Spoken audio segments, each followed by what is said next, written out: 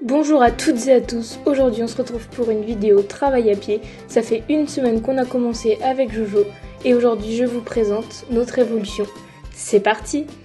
On commence tout de suite avec le jour 2 puisque je n'ai pas de vidéo du premier jour. Donc là on est au deuxième jour. Donc on commence vraiment avec un petit obstacle, c'est-à-dire un exercice d'enjambement. Vraiment il devait enjamber littéralement. Donc j'ai retourné 2 gamelles et j'ai mis une barre dessus et le tour était joué.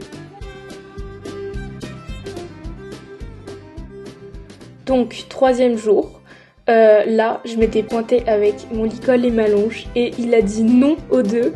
Donc on a commencé le travail en liberté, on voit qu'il est complètement à l'aise.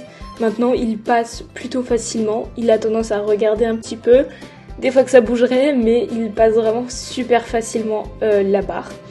On lui demande pas encore de sauter, mais pour le moment, il enjambe vraiment bien. Il sait qu'il a la petite pomme au bout, donc forcément, ça donne beaucoup plus envie. Et c'est vraiment un énorme plaisir de travailler en liberté, puisque je n'ai plus à avoir une longe dans les mains. Et lui, il se débrouille tout seul comme un grand. Et ça y est, on monte un petit peu en hauteur. Et là, il ne peut plus enjamber. Ça lui demande vraiment un effort supplémentaire. On lui demande de sauter. Il va essayer quelques fois d'enjamber en menant avec lui la barre. Donc des fois ça lui fait peur, donc le saut d'après, forcément il le saute. C'était un terrain qui était mouillé parce qu'il faisait que de pleuvoir. Et à la première accalmie, on est parti faire des exercices, donc il glisse pas mal.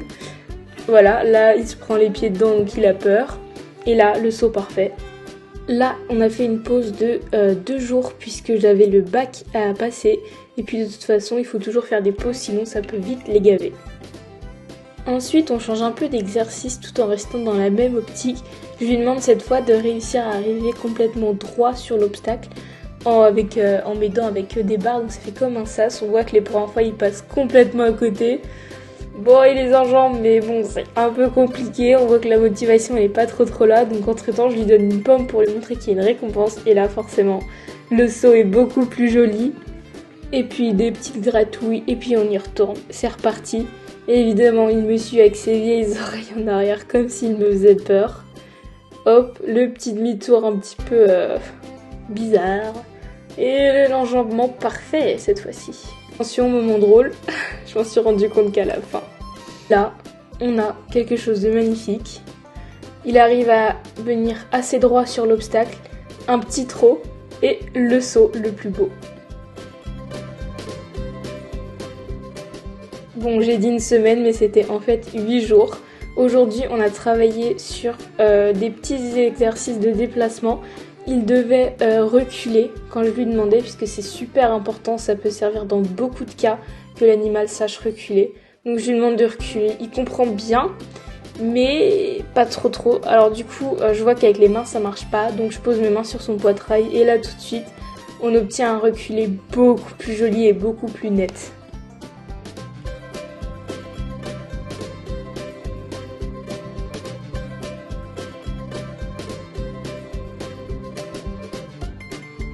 Voilà, à partir de ce moment, il décroche, il a plus envie de reculer. Du coup, il me fait des bisous et on va changer d'exercice. Je vais essayer de lui apprendre à trotter avec moi. Donc ça marche, mais bon, c'est un peu compliqué. Des fois, il me fait peur. Il a tendance à vraiment s'énerver, mettre ses oreilles en arrière. Et puis quand il s'énerve, c'est hauteur qu'il prend. Comme d'habitude, là, il essaie de venir sur moi. Mais le câlin magique, ça c'est un truc de fou quand ça l'arrête. Et hop, je repars. Fioup, les oreilles qui se baissent, c'est juste tellement drôle.